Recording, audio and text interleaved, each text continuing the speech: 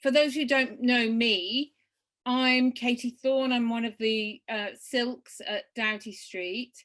And I'm being Fiona Bruce in this particular question time. That's our, for those who aren't British, that's a TV personality.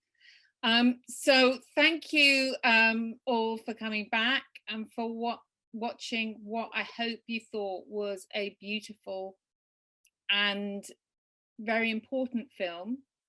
And I hope you enjoyed it. Before I introduce the panel, can I ask you to make sure that your chat function is on and that you can see the chat function on the right-hand side of your screen. And what we would like to do is get you to put your questions into the panel. And you can do that right now or as they come to you.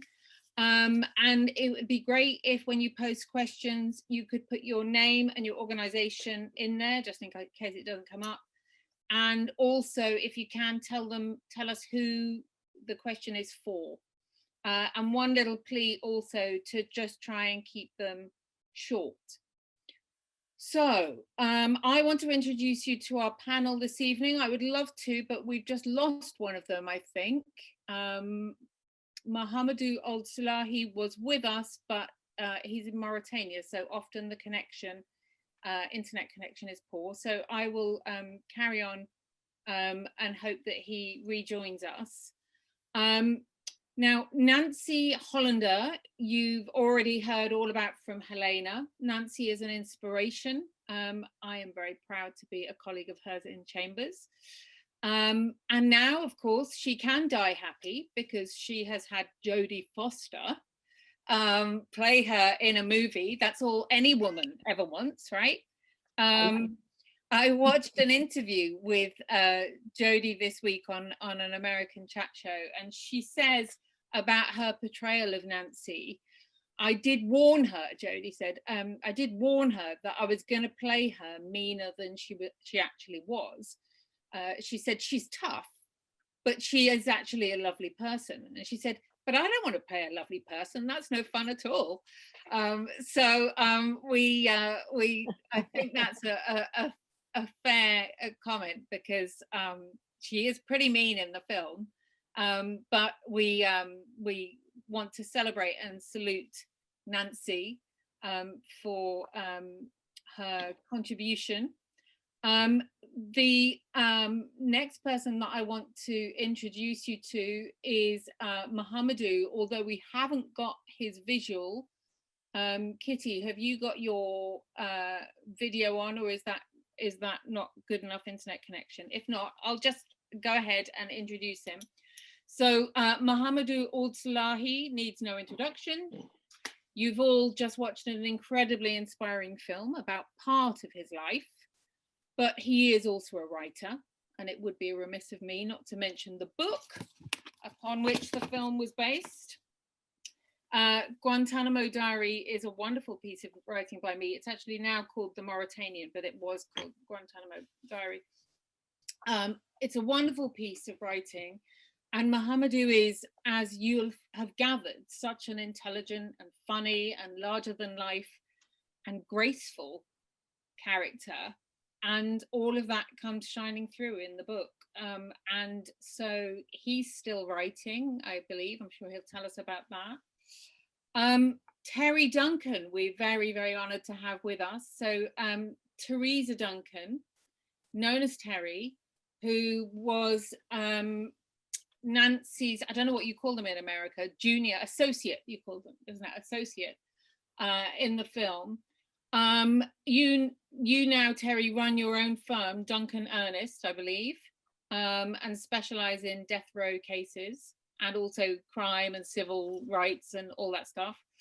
And I just want to give a little spoiler. The character that Shailene Woodley in the film played was not quite true, because that was an amalgamation, wasn't it? And I'm sure you and Nancy will tell us a bit more about that. I believe you did not walk out on Mahamadou in any way. but I'll let you guys explain that. I also think that you weren't maybe as green as maybe the film portrayed you to be, because you'd already been in the Oklahoma bombing case, I think. Is that right? I'm getting a nod. So yeah. Next on to Leah Clark. So Leah is the incredibly talented producer of the film. Leah is head of film at Sunny March Production Company, which was a company set up by Benedict Cumberbatch a few years ago. And I think we can really congratulate Leah, because somehow, unbelievably, she and Kevin MacDonald, who's the director, have made a beautiful, enjoyable film about torture and 15 years of legal wranglings. I mean, how you do that, I don't know, but you've managed it. We know that the Mauritanian was nominated for 2 Golden Globes for Jodie's and Tahar's portrayal of the 2 main characters. Jodie won. Sorry about that, Mohamedou. You don't get a Golden Globe. In the height of cool, wore pajamas for her acceptance speech. If you haven't seen it, you need to Google that. But congratulations to all of you for that win. So now it's over to our audience. Questions for Nancy, Terry, Leah, and Mohamedou, please. Just to get the ball rolling, I wanted to thank you, Mohamedou, for sharing your story and ask you, I don't know if you heard because your internet was playing up, but the way Jodie Foster played Nancy was deliberately mean, meaner than she really is. Did you like the way Tahar Rahim played you? And you are able to tell us now because he didn't get the Golden Globe. First, I feel so honored to be invited by your chamber. That's what they call it, chamber? That's it, yeah.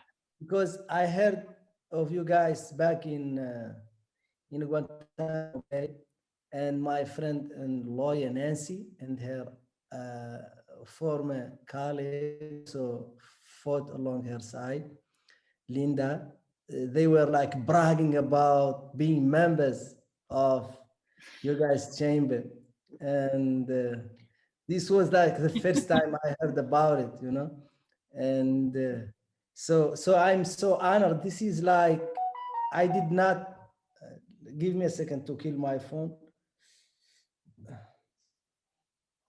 In my wildest dream, I did not imagine to be invited and talking to you guys. This is only the beginning, because I think one day we would meet in person, and I have no doubt in my mind. So, I mean, I love to be played by Tahar Rahim because he's younger, more handsome, and in better shape, and all around better version of me. And he's a good actor because we never know who we are. I mean, you know, like when someone makes your impression, you know, like in school or something, you would look at them and say, that's not me. I don't talk like that. I don't act like that. But that's how people perceive you, you know. And I know this is not the question, but I think Jodie Foster did actually made a very good rendition of Nancy, but Nancy always want, what should I have been? That's what Nancy wanted in the movie. But the movie is what Nancy was, you know, and what I was. And, you know, and she was that mean. She was that mean. Well, I want to ask Terry that question now. Was Nancy that mean to you? Do you want to tell us something, Terry, about what actually happened? Because your position was slightly, there was a bit of poetic license, wasn't there? There was. So yeah, no, Nancy was never that mean to me. She would, I when I first watched that film, I called her and called her to the carpet about it and made her apologize just out of fun. But she is that strong. She definitely is that strong and determined. And her work on the case was incredible and inspirational to me, and has really informed the rest of my practice. And as to my character, as you mentioned, it was an amalgam of me and other characters, other people who represented Muhammadu. And I appreciate the character. I appreciate the approach that Shailene took to it. I think that she serves as a proxy to the audience to understand Muhammadu, especially for people who don't know the law, have heard a lot of negative things about Guantanamo, so would come to the story with suspicion. I think she was a way to come into the story and to understand it. And the other thing I like, the scene about me not being invited home for Thanksgiving is not true. But I appreciated it for a couple of reasons. One being that happened to a lot of lawyers who represented people at Guantanamo. Their families, their firms turned their backs on them, and they sacrificed a great deal to represent people. In my own family, I have I won't identify them, but I have a member of my extended family who's in the military. And when he found out that I was working at Guantanamo, he announced to my entire family that he would never be at a function with me, which was fine for me because, yeah, I'm not a huge fan of his anyway, but it was difficult for my family. So I appreciate that, because I think that a lot of lawyers did sacrifice a lot. And so there was no bust up with Nancy about pumpkin pie then? Was there a moment when you walked out? Was that true? No, I never walked out. I had many bus ups with Nancy, but they were not over leaving Muhammadu's case. So Leah, can you help us with how come that role of Terry's was sort of a group of people all into one? I think so. There was another lawyer who was part of the team, and we had her in as well. And when it was a really, really difficult script to wrestle into a movie, because we wanted it to be Muhammadu's first and foremost, but we wanted to have Couch and Nancy represented properly in their teams, and there was just not enough room in a way to have three fully rounded characters. So we thought, well, what are the interesting beats that this team went on? And one is that the other lawyer just felt that it wasn't worth it for her. She just thought, I can't, there are other things I want to do with my life. This is soaking up all of my time and energy, as far as I understand. And we loved the character of Terry because she had a real connection with Muhammadu, and sort of brother-sister relationship, which I'm sure you guys would say too. So we wanted to keep Terry. So we asked Terry, we did a version where we somehow made her not exactly quit the case. I think Nancy kind of kicks her off the case, yeah, for having doubt. We were, is this okay? We don't want to portray you as somebody who lost faith in Muhammadu, but could we find a way to do some of the things you're talking about, Terry? Honor some other people's reactions and journeys when they're repping people in Guantanamo, and have those interesting journey beats, so that you're in a way just representing what it felt like for people and how lonely it could feel to be representing people like Muhammadu at that time. And yeah. Terry was very, very gracious and said, that's fine, you can keep my name, because we said, do you want us to change your name? We were like, we really don't want to change your name, can we keep your name? And you were very gracious, and we're happy with it, so thank you. That's great, thank you. So I've got a question here from Jeremy Deere, who's of the International Federation of Journalists. What's your view about the way the media covered Guantanamo? I guess that's a question really for Muhammadu and the lawyers. Who wants to pick up on that one? Your view about the way the media covered Guantanamo. Let me start with that, because there has been one person who has covered Guantanamo from the beginning, and that's a woman named Carol Rosenberg. Carol has been dogged. She has been to every hearing of everyone. She's become a friend She wrote a long article about Mohamedou, but the press has forgotten Guantanamo to the extent that the press was ever really interested, in my view. The press forgot it. Carol Go, she's now with the New York Times, and she writes about it all the time, but I rarely see anyone else write about it. Maybe others have a different view, but that's my view. Do you agree, Terry? I do agree. I mean, I think the early media coverage was very negative and biased against the people at Guantanamo and not very supportive of the American rule of law or of justice. And then over time, you know, other things happened and American journalists just forgot about it. So I think that, I mean, I think that's one of the reasons I'm so grateful to the making of this movie, not only because it gets Mohamedou's story out there, but because it brings attention to the fact that Guantanamo still exists, although the media is not covering it the way that it should be. Yeah. And Mohamedou, do you have a different perspective? Because obviously you're not in the US now. How do you see the international media covering the Guantanamo story now or in the past? You know, there is a very known German proverb that says, wenn das Militär sich bewegt, bleibt die Wahrheit auf der Strecke. Meaning, when the military is in motion, truth cannot keep up. So what happened actually is that in war, there is the most important thing is the narrative. The narrative is much more important than weapons, than winning. And the narrative for the military is not important whether it's truth or a lie. It's that they are good people fighting against bad people. And back then, they pick and choose journalists, the US government. They give them unprecedented access to information, the information they want them. And they let them in the wild. They let them spread this false narrative, and everybody looked at us as guilty people.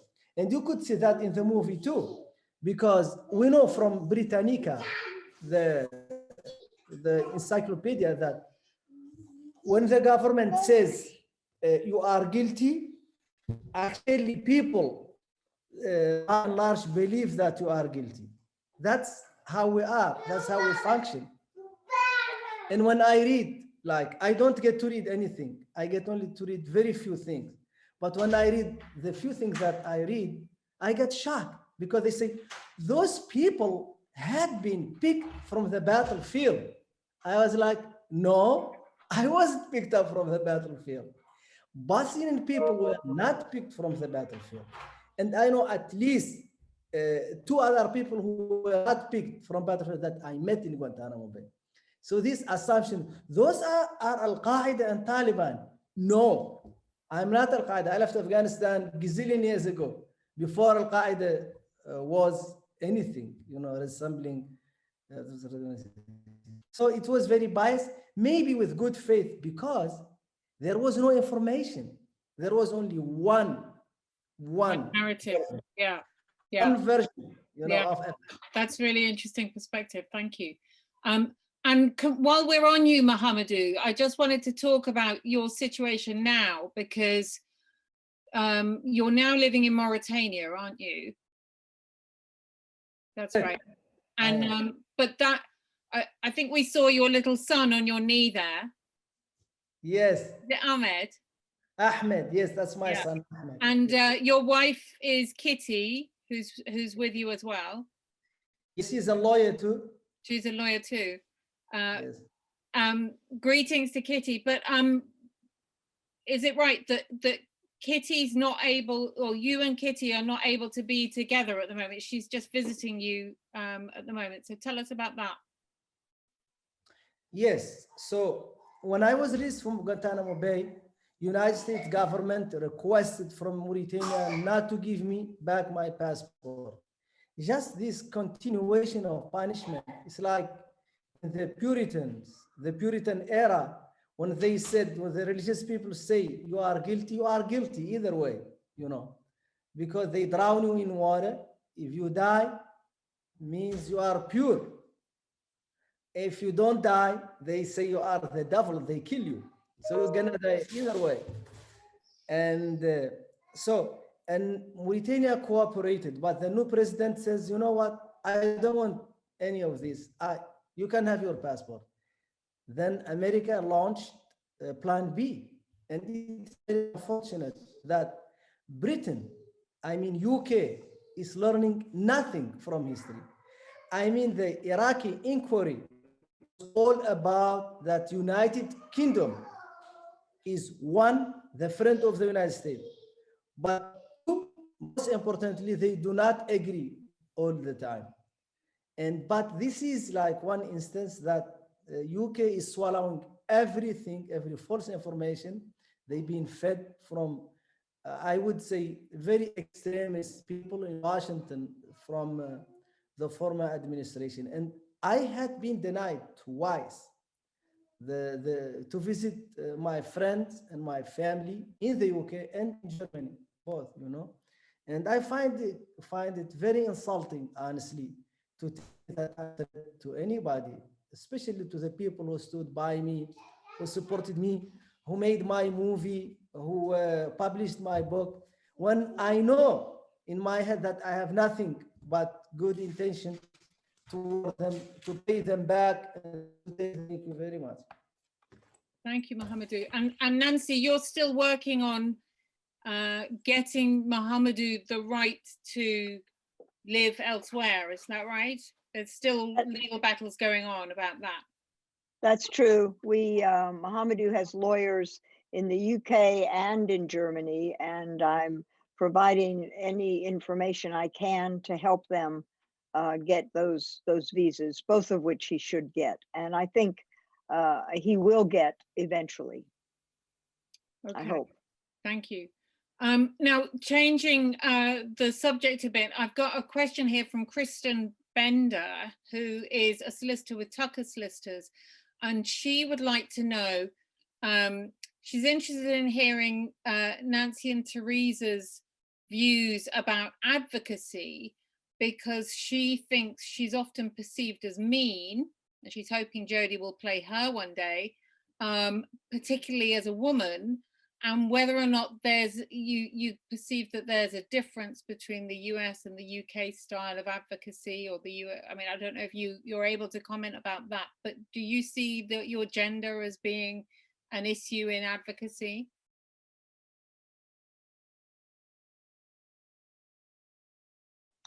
Terry, take that one.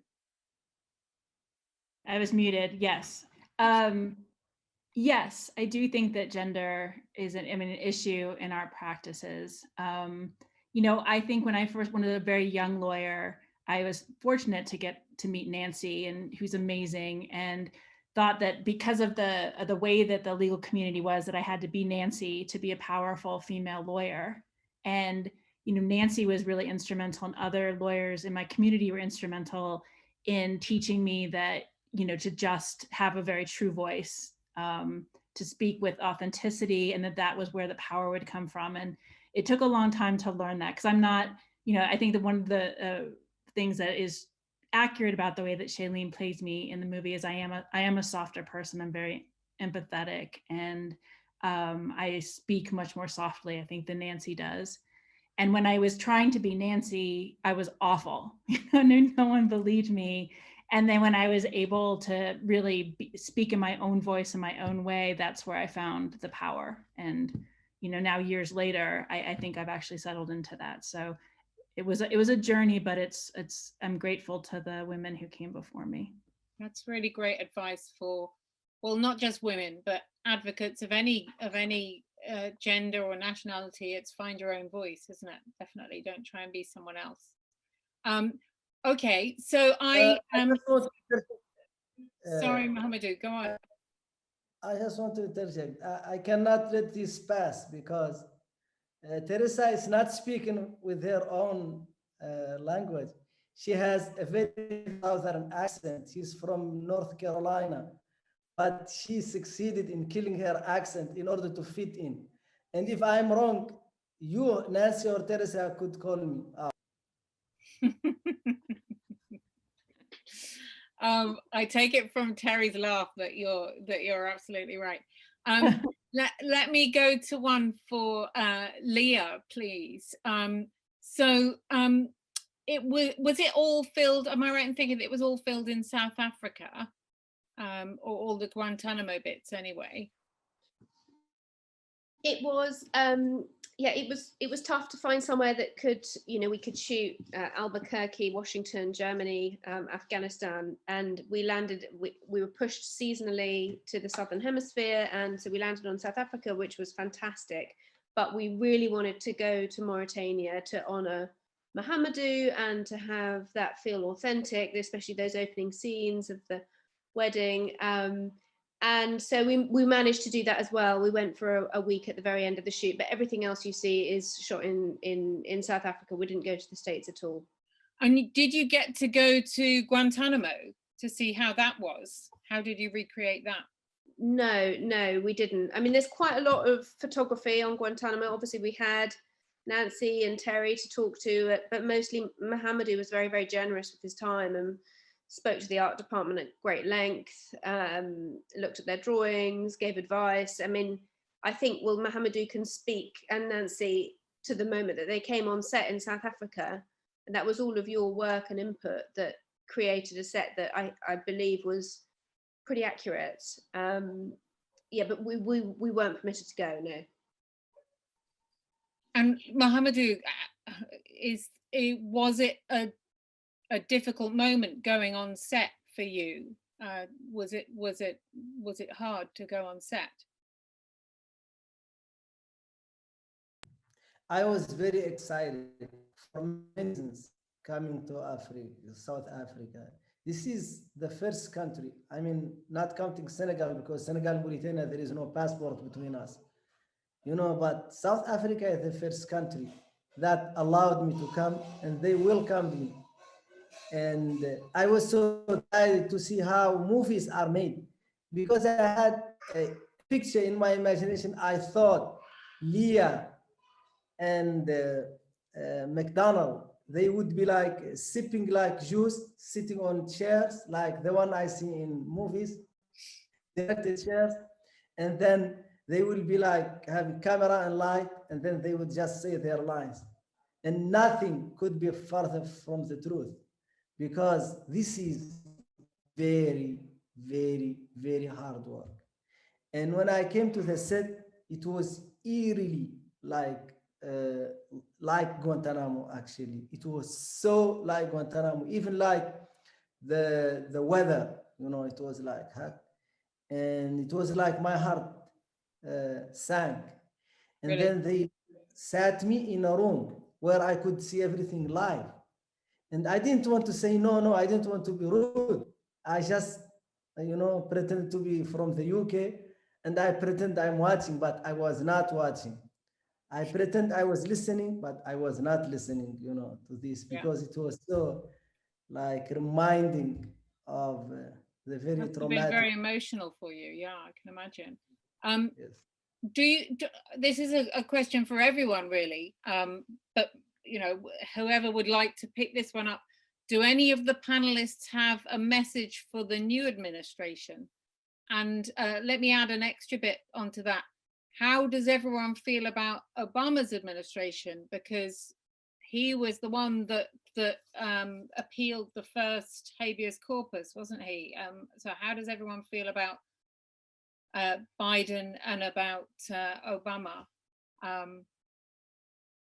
Who would like to deal with that one?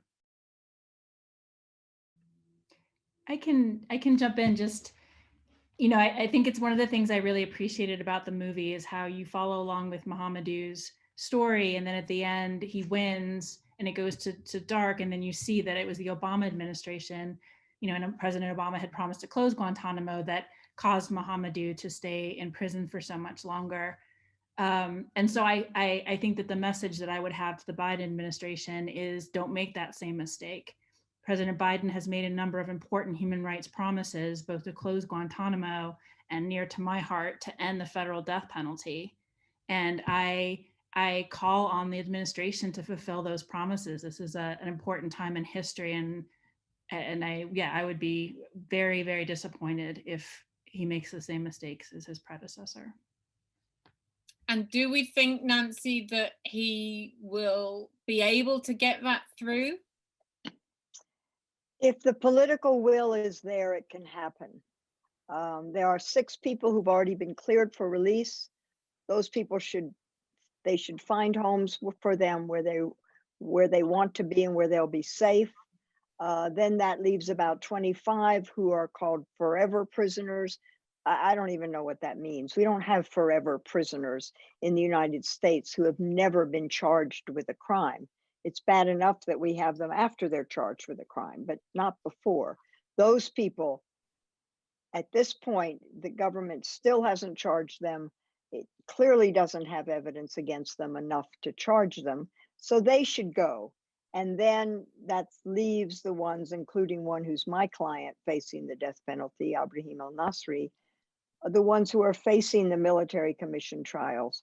I think the only way to solve that is to get rid of the military commissions, and that those people should get all the due process that they're entitled to resolve their cases. And then we put a lock and key on Guantanamo and it's done.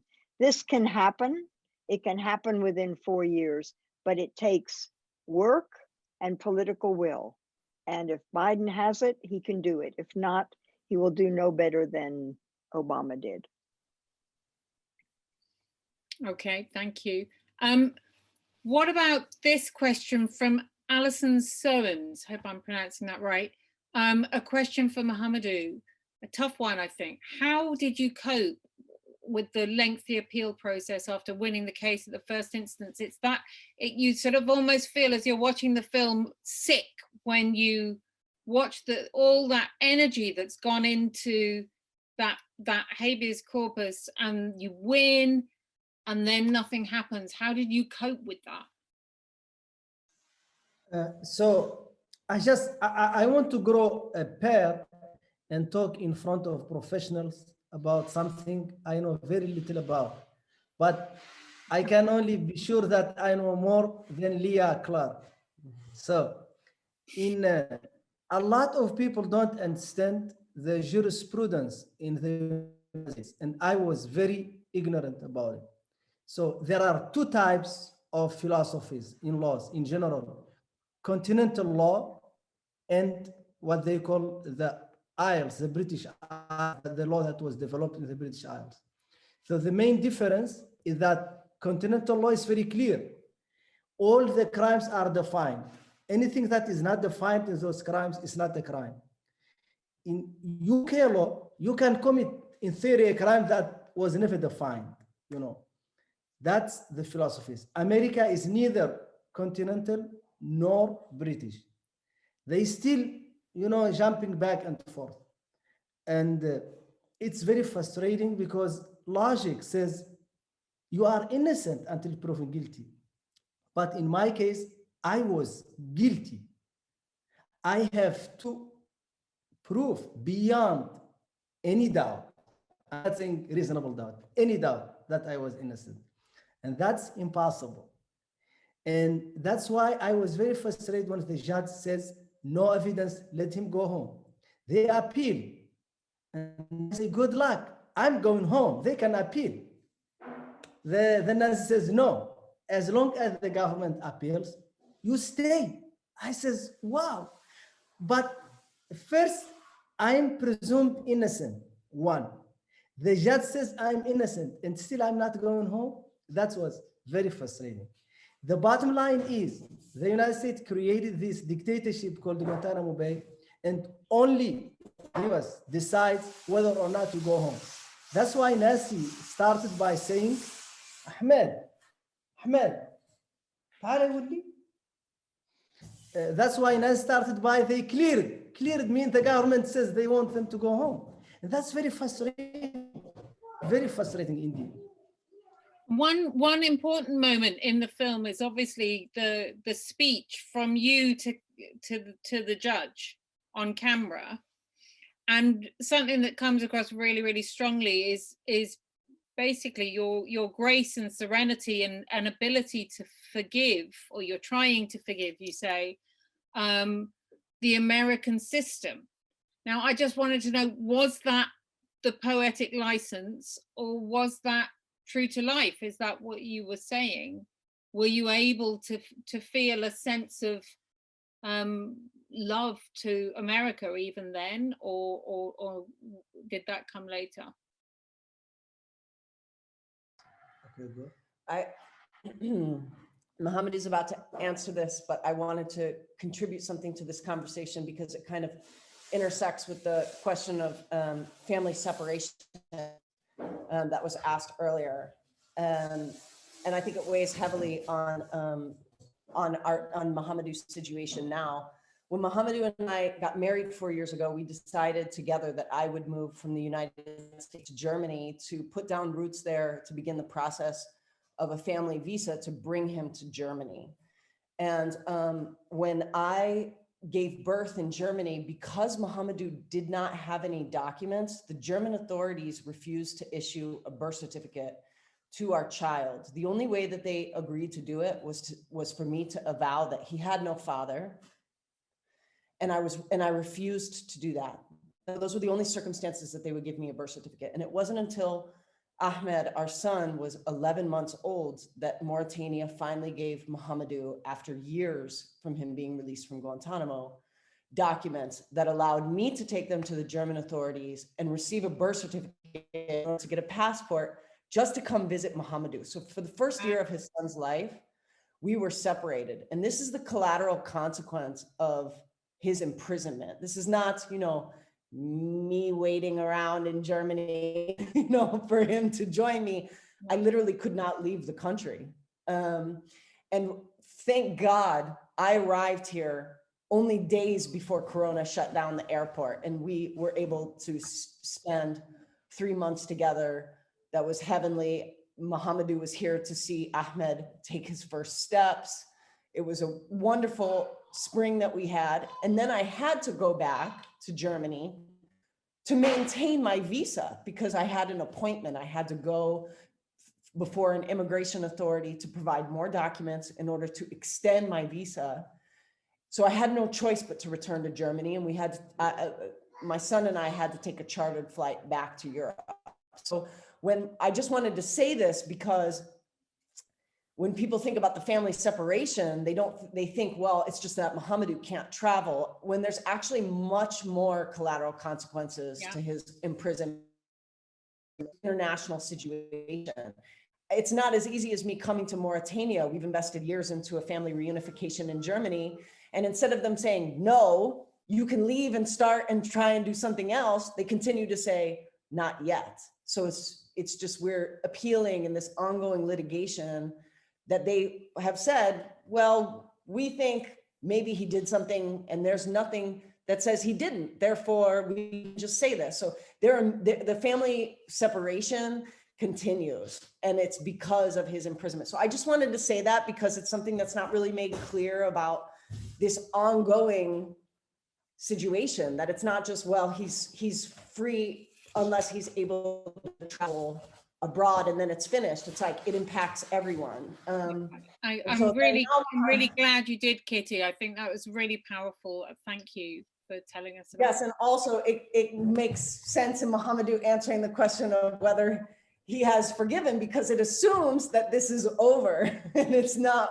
No, it's not over. It's every day is we are dealing with these institutions that are Kafkaesque and punishing and unforgiving in many respects. So thank you for letting me. No, thank you, Kitty. That was great. We needed to hear the practicalities of how it's still impacting so strongly on you, Mohamedou. And the question, bringing us back to the question, it's about coping with your feelings towards America, because we know about you that you're married to an American woman, you love American culture, all that stuff. So how are you feeling when you've got this hideous battle with the US authorities? How do you feel about America?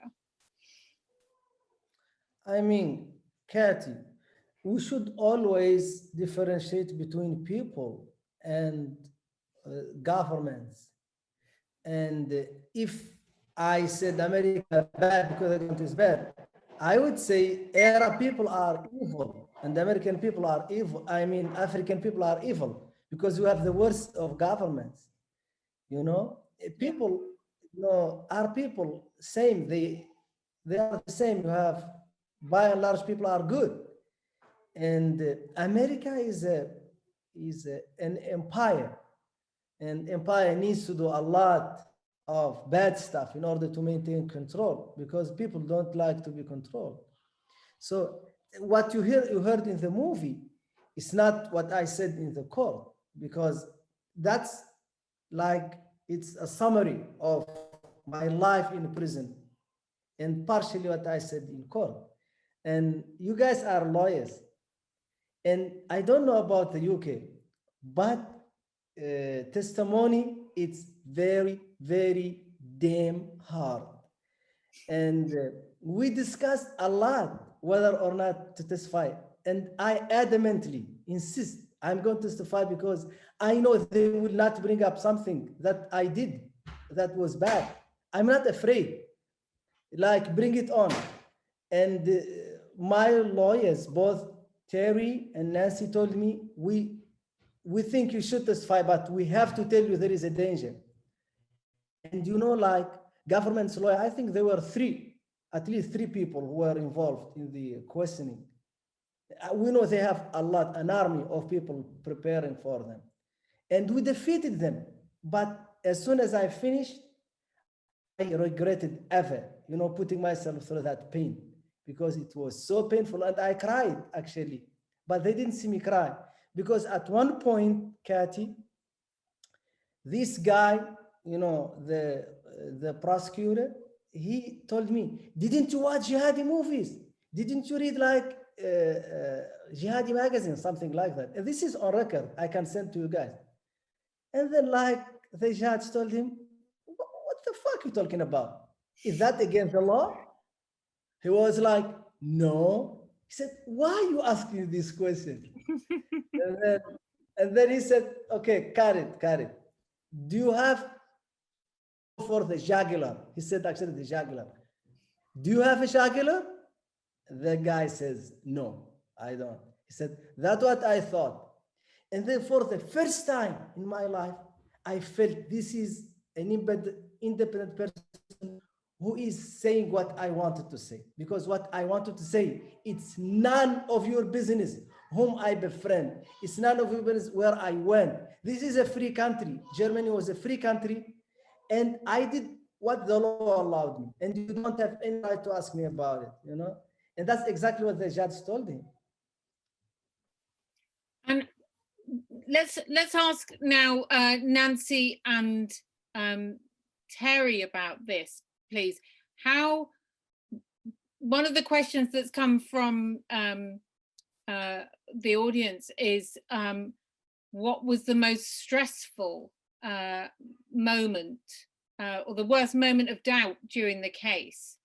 And I was wondering whether this might be one of them. You know, one of the things as a lawyer is about, do you let your client testify, give evidence? Do you or don't you? It's that great big huge question which all of us have to think about. But was that the most stressful moment? Was that the biggest moment of doubt? Or was it about the length, or was it about, you know, finding evidence that made you question Mohamedou? What was it for you two that was the most difficult then?